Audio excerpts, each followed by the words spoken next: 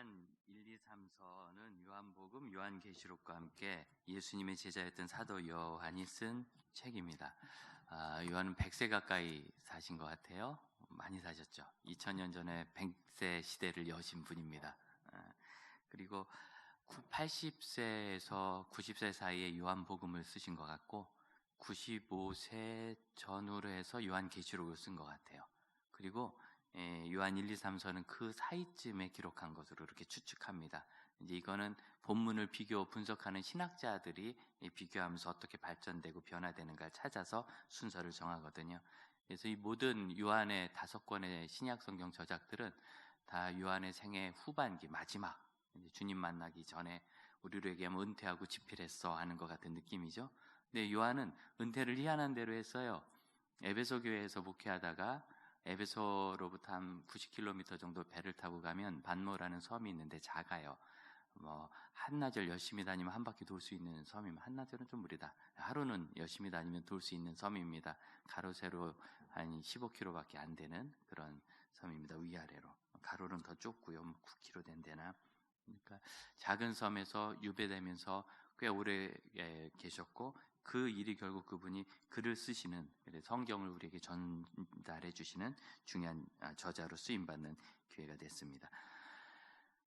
요한복음, 요한서신의 특징을 이야기한다면, 사도 바울은 복음과 믿음을 논리적이고 신학적으로 잘 폈어요. 어떻게 구약의 신학, 율법으로부터 복음으로 전이 되는가, 이런 것들을. 그래서 복음과 신학 이렇게 말할 수 있겠어요. 또 예수님의 동생이었던 야고보는 야고보서에서 그냥 믿는 게 아니라 복음, 그 믿음과 그 행위에 대해서, 너는 믿음이 있냐? 난 행위가 있다. 그럼 나는 내 행위로 내 믿음을 보여주겠는데 너는 내 믿음을 뭘로 보여주겠느냐? 이렇게 이야기합니다. 그래서 믿음과 행위에 대해서 굉장히 중요한 영감을 우리에게 주었습니다. 요한은 믿음과 사랑이라고 말할 수 있겠어요. 그래서 참 아름다운 거죠. 사랑하는 자들아, 우리가 서로 사랑하자.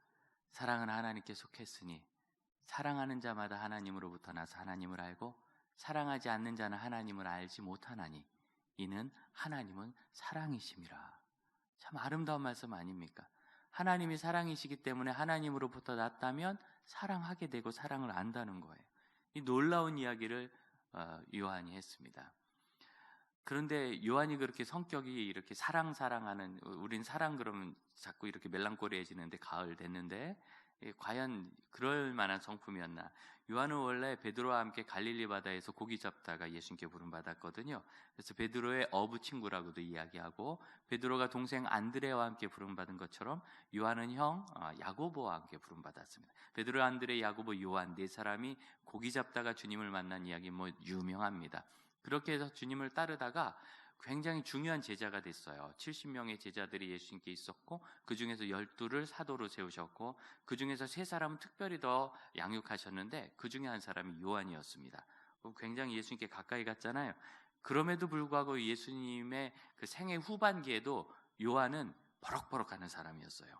상당히 야망이 있는 사람이었거든요. 그래서 요한의 어머니 샬로메인데, 샬로메가 예수님께 와서, 예수님, 주님의 나라가 임하실 때 우리 아들 야고보와 요한을 오른편 왼편에 앉아주세요. 이렇게 어떤 청탁을 하는 그런 가정 환경이었고, 성격도 불같았어요. 요한의 성격을 단적으로 말해주는 얘기가 예수님의 생애 후반기, 사역 후반기에 있었는데, 이제 내가 예루살렘으로 가서 십자가를 져야 되겠다.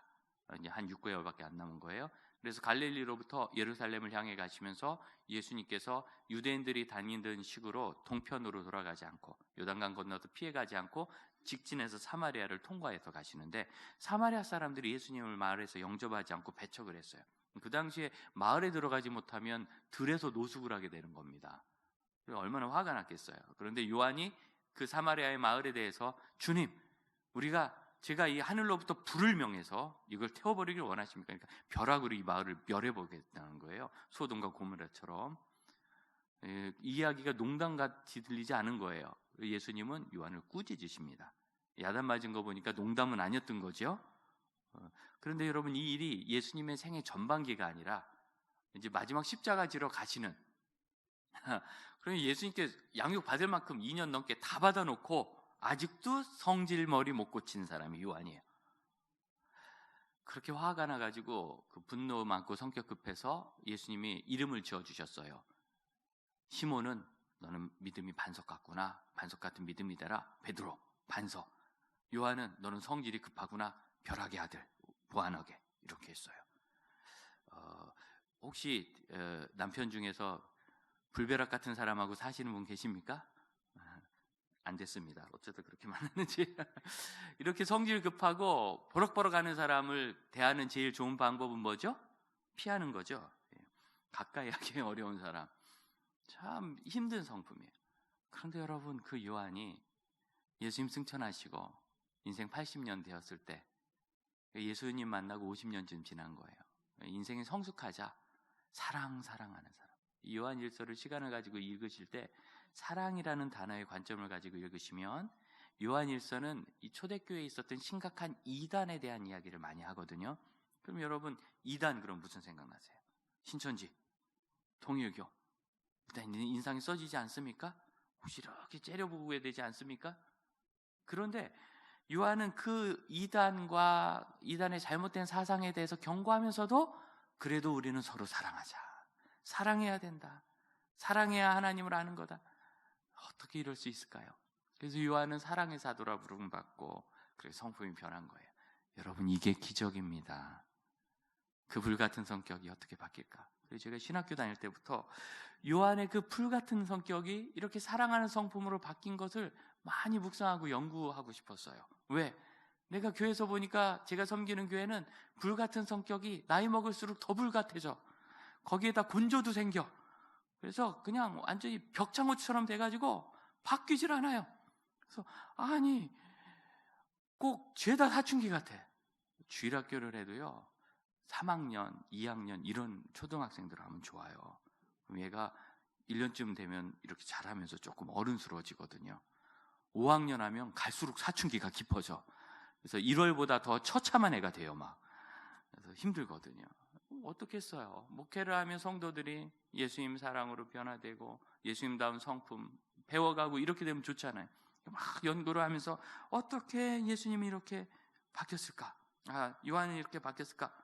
쭉 해서 사랑의 사도가 되는 거. 여러분, 우리 인생의 목표는요, 80세, 90세 되신 어르신이 어떤 사람? 사랑의 사도가 되었다면 우리는 살수록 사랑의 사도가 되는 것, 사랑의 제자가 되는 것이 우리 인생의 목표라는 것을 믿으시기 바라요.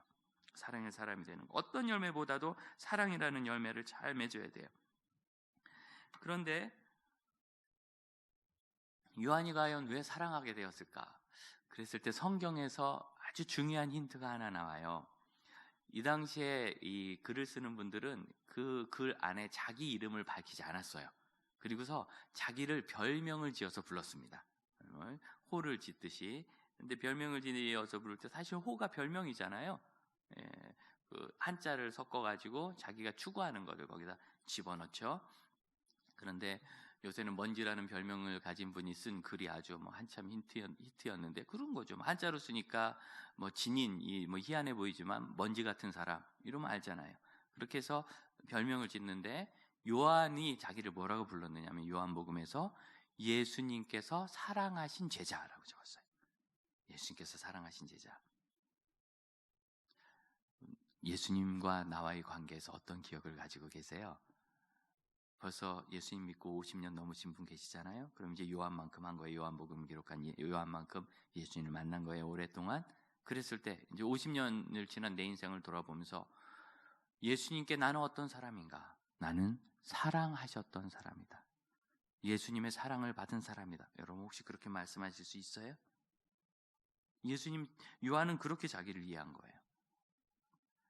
사랑받은 사람이 사랑하는 사람이 되고 사랑할 줄 아는 사람이 되고 변화하는 겁니다.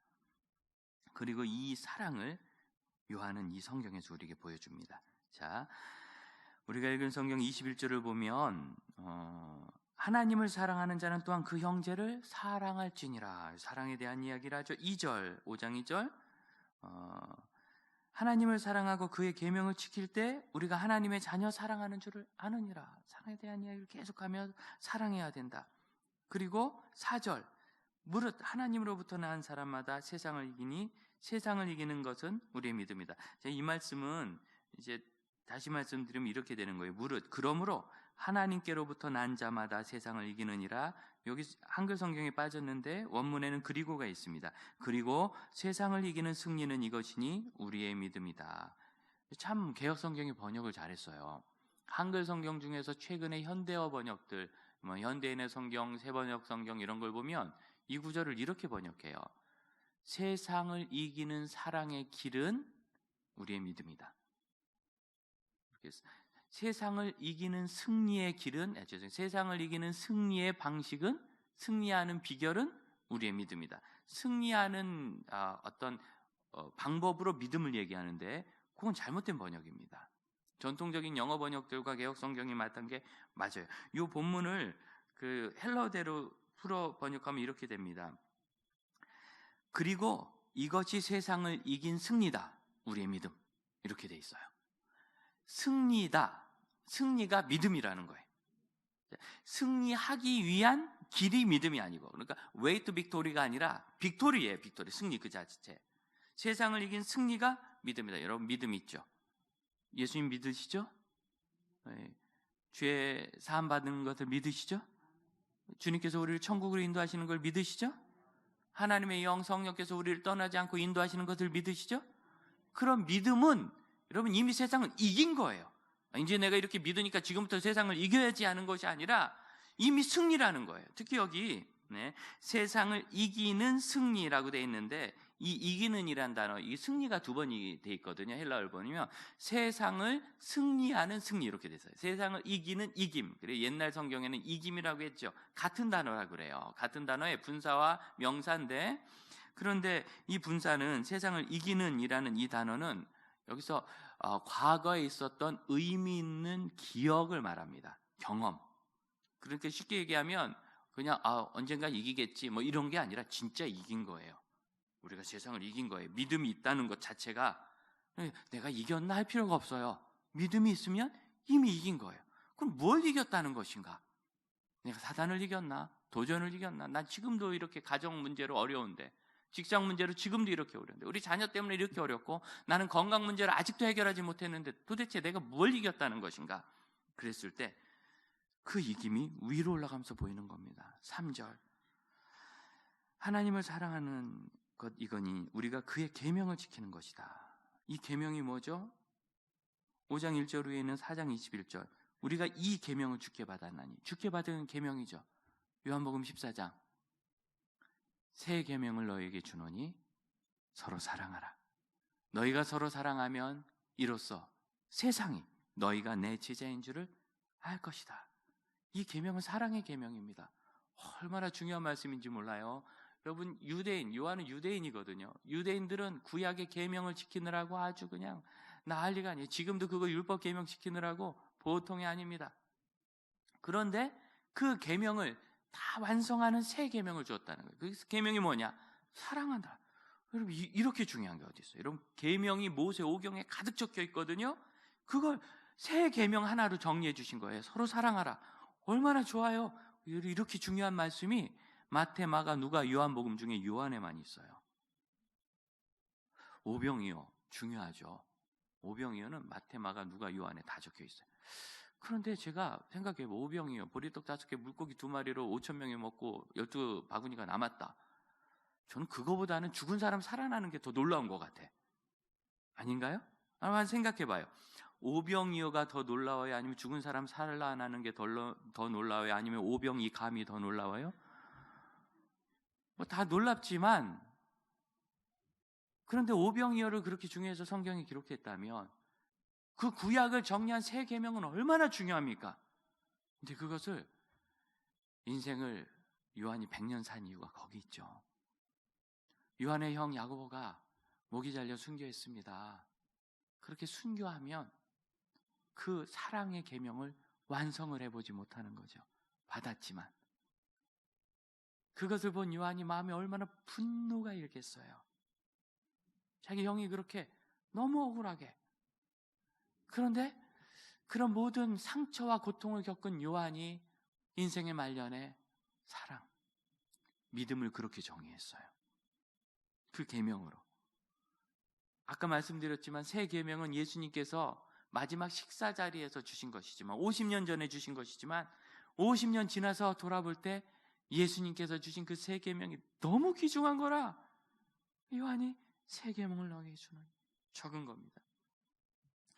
결국 요한의 생애를 정리하면 예수님께 받은 사랑의 기억과 추억이 그에게 가득하고 그것이 그의 평생을 작용하게 하고 변화시켜서 결국 이 믿음은 사랑이구나. 사랑이 세상을 이기는 거구나. 깨닫는 거죠. 왜 사랑이 세상을 이기는 걸까요? 매튜 헨리 목사님은 이 부분을 이렇게 번역합니다. 세상을 이겼다는 것은 세상으로부터 자유를 얻은 것이다. 그리고 현재 세상이 아니라 다른 세상을 위해서 태어났다는 것을 말한다. 무슨 소리냐면 지금 우리가 이 지구에 살잖아요. 2020년 이 시대 21세기 지구에 사는데 그건 현실의 삶인 거예요. 근데 이 현실의 삶은 인력이 있는 것과 같아서 우리를 끌어다닙니다. 무엇으로? 현실의 생각과 철학과 가치관으로 우리를 끌어들여요. 그래서 어떻게? 사랑을 하긴 하되 단 너를 사랑해주면 사랑해라. 그래서 감을 나에게 내가 4개를 줬어요. 저 사람도 못해도 3개는 줘야지. 딱 먹고 입 씻어. 그런 사람에게는 2번 다시 하지 마라. 또 하면 너만 바보 돼. 여러분 이게 세상에서 상식 아닙니까? 4개를 준 다음에 안 되면 화가 나서 8개를 더 주고 안 되면 16개를 또 줍니까? 세상은 그렇게 안 하는 거예요. 너 그렇게 자꾸 하면 너만 바보 소리 들어. 너만 뺏겨. 이게 세상의 원리예요. 그래서 심지어 그 원리가 우리의 사랑 존재 자체를 갉아먹는데 과연 사랑이 어디 있는가 이 땅에. 부모 자녀, 저는 그거 사랑이라고 생각 안 합니다. 그건 본능이죠. 태어나면 원래 그래요. 부모 자녀가 사랑이라면 부모가 자녀 사랑하는 만큼 자녀도 부모 사랑해야 돼요. 못하거든요. 이 세상 어떤 자녀가 부모가 나 사랑하는 만큼 내가 부모 사랑합니까? 저도 나중에 결혼해서 자식 낳으면 그 자식 사랑하겠지만 나를 사랑해준 부모에게는 미치지 못해요. 부모에게는 그 사랑이. 그래서 그거는 사랑 아니에요. 좋으니까. 아이가 밥만 먹으면 기분 좋고 공부 잘했다 그러면 기분 좋고 공부 못해서 화가 났는데 열심히 하겠다 그러면 다시 기분 좋으면 이건 정신이 나간 거죠. 아직 안 했는데 하겠다는 말 한마디로 마음이 풀려. 아무리 미운 짓을 해도 그래도 내 아이 사랑하는 거예요? 그럼 이건 사랑 아닙니다. 그냥 좋은 거죠. 사랑을 굳이 이루어 볼 수 있는 유일한 곳이 있다면 저는 부부가 아닐까요? 부부.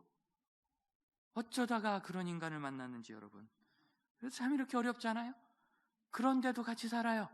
그래서 사랑인 거예요. 나에게 그렇게 험하게 하고 내 믿음을 배반하고 나를 실망시키고 상처를 줬는데도 그래서 내가 사랑해요. 왜? 그렇게 할 수 있는 데가 그래도 부부밖에 없어요. 회사에선 그렇게 하기 어려워요. 저도 회사 비슷한 데 다녀봤지만 그거 쉽지 않아요. 하에도 제한이 있어. 요 선을 넘어서 참 어려워요. 학교에서 어렵습니다. 해도 그 선을 넘어가선 어려워요. 근데 부부는 넘어가서도 한번 해보자 마음이 돼. 왜? 부부니까. 그래서 그 사랑을 가지고 내가 못할 것 같은데도 사랑하면서 사랑을 이루어가 삽니다. 그런데 이 세상은 그렇지 않아요. 그렇게까지는 하지 마라. 너만 손해다. 손해다. 언제까지 그걸 참겠느냐? 맞는 말씀입니다. 참 고통스럽거든요. 그냥 고통스러워요. 그럼에도 불구하고 사는 동안은 사랑했기 때문에 우리가 지금 여기 있는 겁니다.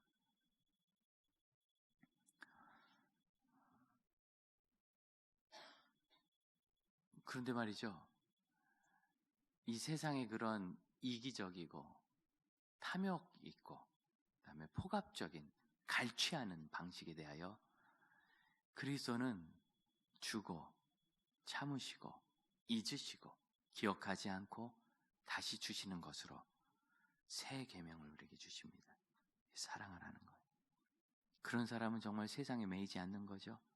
천국의 원리로 사는 거죠. 그래서 세상을 이긴 거예요. 세상에 살지만 세상에 지지 않아요. 밖에 감나무가 2개 있어서 이제 우리가 보통 이제 단감나무는 10월에 거두어가지고 쪽을 내서 깨끗이 씻어 쪽을 내서 점심시간에 여러분 식사할 때 한 쪽씩 드렸습니다. 그리고 이제 그 대봉 감나무를 아이들하고 모여서 주일하고에 따서 하나씩 이렇게 포장해서 줘서 집에 가서 보면서 내가 이렇게 어른들의 유산을 받아 있다 기억하라 그렇게 주는 건데, 올해 이 대봉나무가 아파서 열매를 못 거두었어요. 이 참 묘한데 알아보니까 이 병이요, 얼마나 고약하냐면 3월이나 4월에 감염이 된대요. 입마른 병이, 감나무 입마른 병이 3월이나 4월에 약간 곰팡이 같은 건데 이 나뭇잎 뒤에 딱 들러붙어가지고 쓱 스며들어가면 그 다음부터 아무 짓도 않고 자기 번식만 하고 가만히 있는데요. 특히 여름 장마를 지내면서. 그럼 곰팡이가 장마 좋아하잖아요. 간에서 가만히 살다가 8월 말 9월 서늘해지기 시작하면 확 올라와가지고 그때부터 감나무 열매를 막 떨굽니다. 올해 감나무 열매 정말 무섭게 떨어지는데 하루 한 100여 개를 치운 적도 있어요. 얼마나 많이 떨어지는지. 저는 너무 많이 맺어서 떨어지는 줄 알았죠. 봄에 진짜 많이 맺었거든요. 은근히 가을에 기대했습니다. 야, 진짜 많이 맺었다. 올가을은 재밌겠다. 근데 그게 다 떨어지더니 9월 말에 이제 잎을 다 쏟는데 그때서야 우리가 이 병 걸리고 아픈 걸 알았어요. 근데 이 병이 얼마나 고약하냐면 이게 감 농사 짓는 분이 제일 무서워하는데, 일단 발병했다, 증세가 나왔다, 그럼 백약이 무효래. 그의 농사는 포기해요. 그리고 여러분 1년 농사 망치는 거잖아요. 그래서 감 농장을 하시는 분은 반드시 4월, 5월에 이 방제를 반드시 한답니다. 그냥 병이 있건 없건 무조건 한대요. 안 그러면 농사를 다 망칠 수 있으니까. 뭐 저희야 농장도 아니고 동네 한 그루 두 그루 있는 거죠. 그런 병 감염될 리가 없는데 올 여름에 장마가 너무 길었고 이 나무가 서 있는 곳은 해로부터 좀 그늘이 지거든요. 아마 그래서 이 녀석이 아픈 것 같아요. 아파가지고 열매를 탁 떠는데 열매를 못 땄네, 어떡해. 이거는 생각도 안 나고 나무 죽으면 어떡하나. 그래서 이거 벼야 될 것 같다, 포기해야 될 것 같다 하는 생각할 땐 너무 아쉽고 미안한데 우리 장로님들이 더 살펴보시더니, 목사님 그 위에는 새가 좋으니까 한번 살려보죠. 이렇게 해서 제가 아직 남아있는 거예요. 이제 아직도 10월 날이 푹 해서 이제 단풍이 들까 말까 한데 저 감나무 가보세요. 완전 겨울나무예요. 딱 말라가지고 아무것도 없어요. 얼마나 아프면. 아픈데 살아있어 주니까. 옆에 단감나무는 열매가 그득한데 이 나무 그냥 열매 없어도 살아있어 주니까 얼마나 고마운지. 그래서 알았어요.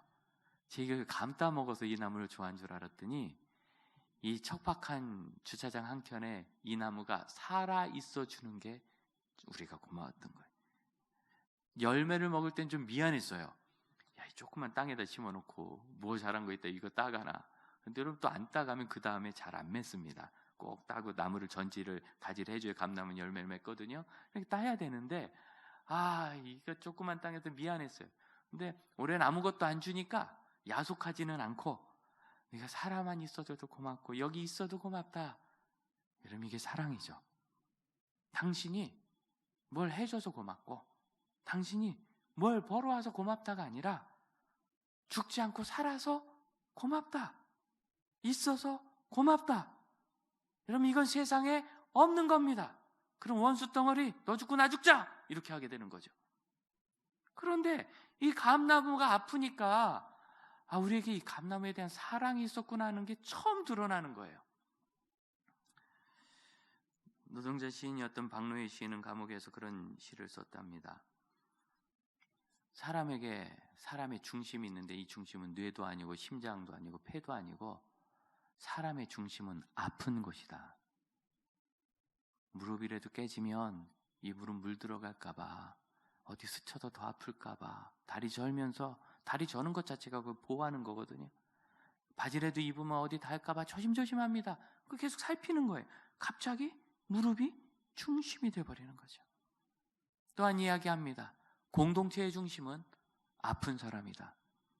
그가 아프면 건강할 땐 서로 싸움도 해보고 의견 대립도 해보고 보기 싫어 하다가도 아프면 속 시원하다 그런 게 아니라 내가 혹시 미워해서 그런가?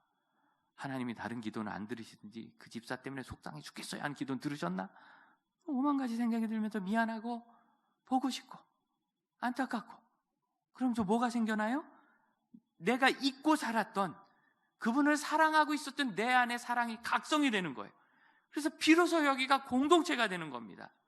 그래서 공동체의 중심은 아픈 사람인 겁니다. 그렇게 우리가 산 거예요. 그렇게 싸우고 다투고도 여러분 밥을 얻어 드신 건 사랑이 있는 거예요. 그렇게 싸우는데도 월급은 내 통장으로 들어오는 거죠. 그게 사랑이에요.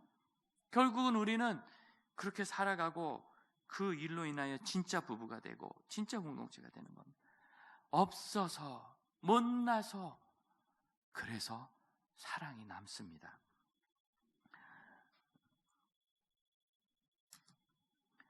이 성경의 땅, 신약 성경의 땅을 여행을 하면 주로 그리스와 터키를 다니는데, 터키 지역에 초대 선교 현장들이 많아요.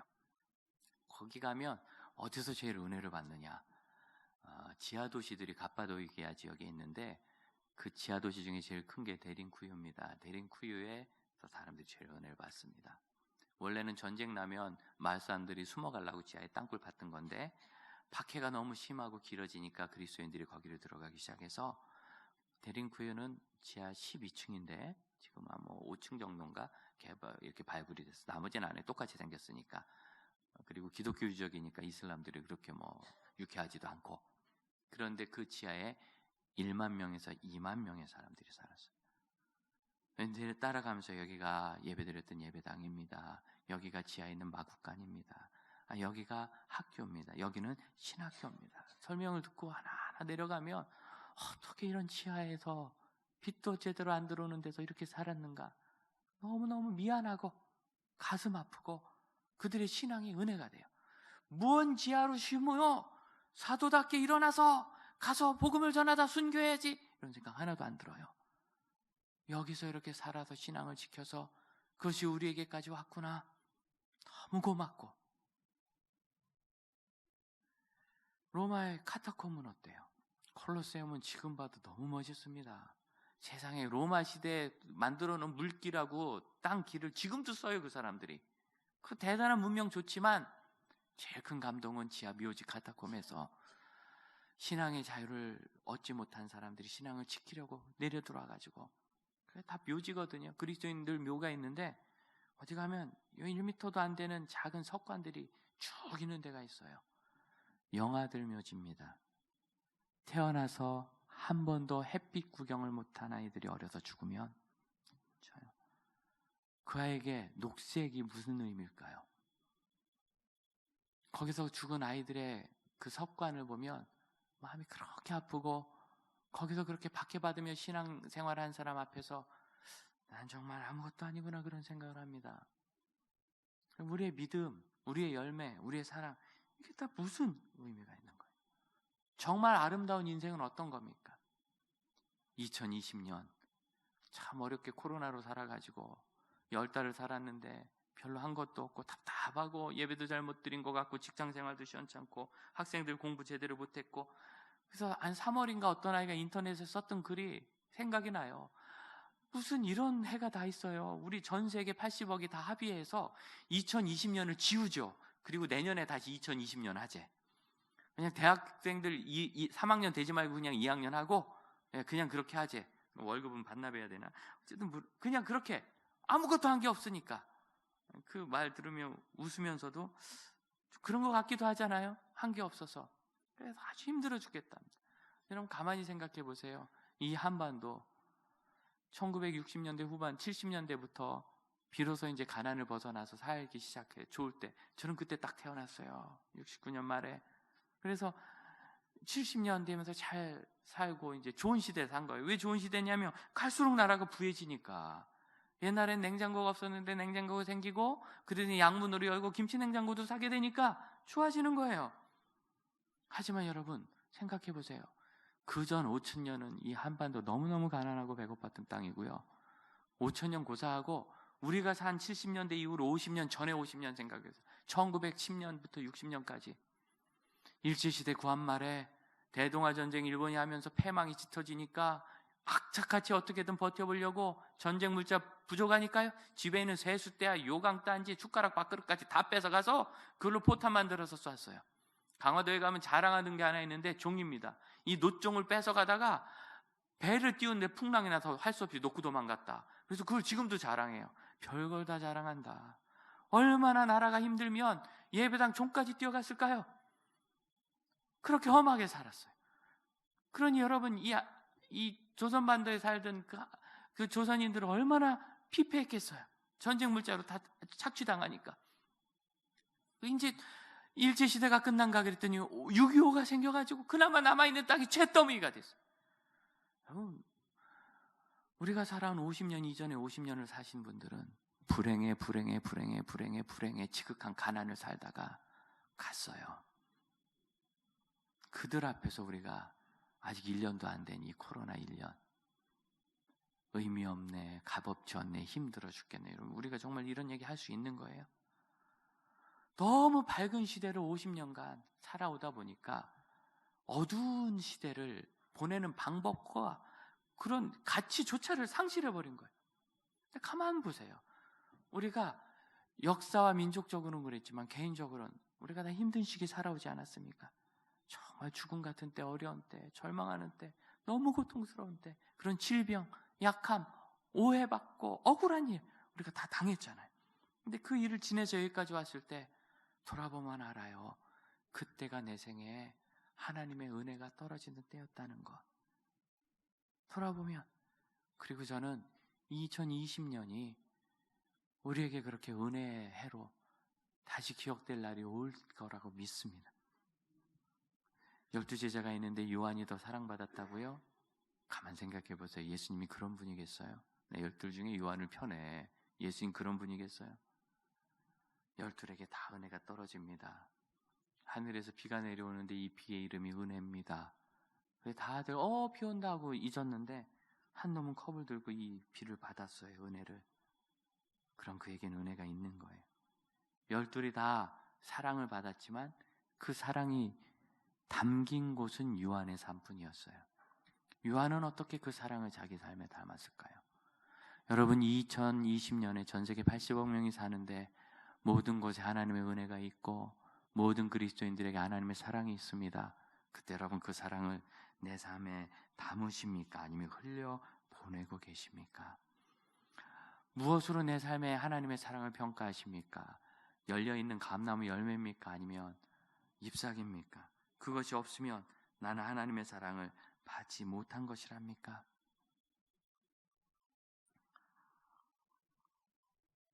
강남의 큰 교회 정말 멋있습니다. 어떤 교회는 예배당을 크게 지어놓고 저한테 자랑하더라고요. 이태리에서 대리석을 수입해서 받아가고 벽에 붙였다고. 제 그 교회 발걸음도 안 했어요. 타락, 중세시대 타락이 어디에서 시작됐죠? 불필요하고 과도한 예배당 치장에서 시작된 거예요. 할 만큼은 해야죠. 사회가 발전하고 문화가 발전하고 경제 수준이 올라가니까 거긴 맞춰야 돼요. 도대체 고속도로 화장실을 가면 난 거기서 밥 먹고 싶어요. 식당보다 더 이쁘지 않던가요? 식당 우중충하고 화장실은 하나던데? 저만 그런 데 다녔나?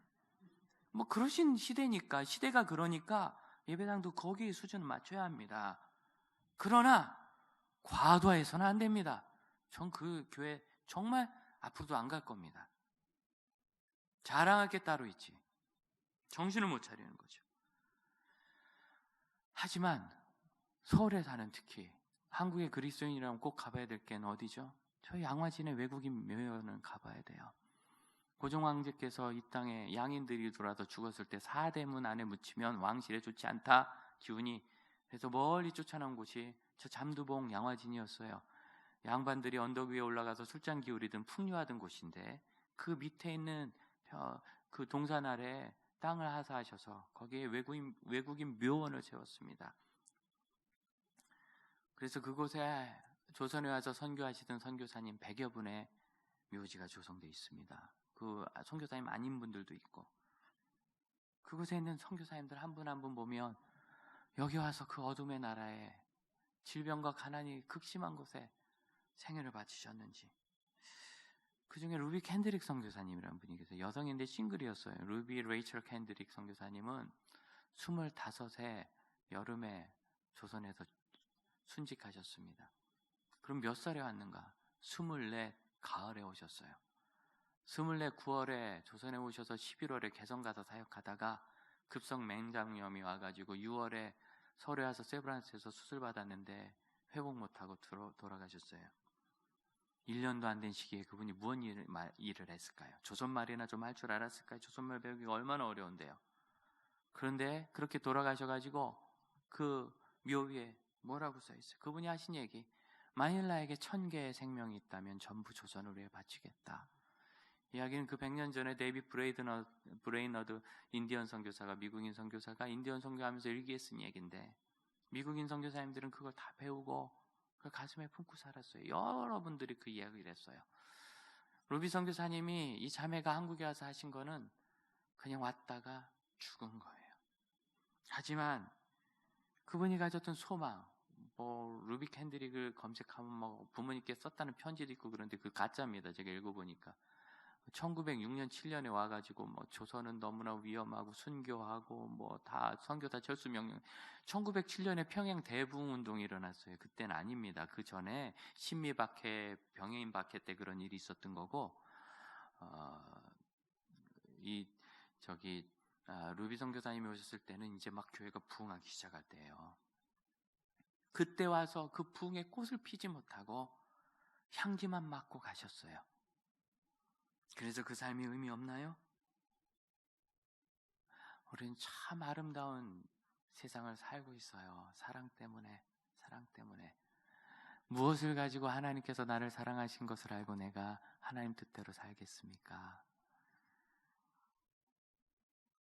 하바신을 쓰지 못하는 문학가가 한 분 계셨는데 그분이 그런 글을 썼습니다. 내가 다시 태어난다면 장애인으로 태어나고 싶진 않다. 그러나 내가 다시 태어난다면 지금 아내하고 꼭 다시 결혼하고 싶다. 그래서 내 든든한 두 발로 한번 업어주고 싶다. 장바구니를 틀어주고 싶다. 형광등을 한번 내 손으로 갈아주고 싶다. 그 아내는 뭐 하려고 그 장애인 남편하고 결혼해서 산대요? 잘생겨서, 나를 업어줘서, 돈을 많이 벌어서. 그게 다 아니라면 사랑 때문에 산 거지요. 우리가 이 험한 시대에 열매 없는 것 같은 내 인생을 저는 아직도 잊지 못해요. 한 젊은 자매, 연세 많으신 자매가 삶을 나누다 울면서 하나님이 나에게는 아무것도 안 주셨어요. 그랬던 이 집사님 잊지를 못해요. 아무것도 안 주셨어요. 사랑을 주셨습니다. 그리고 사랑이 세상을 이기는 믿음입니다. 이긴 믿음입니다. 사랑할 때 우리는 세상에 매여 있지 않고 자유로워도 사는 것입니다. 이 시간 함께 우리 기도할까요?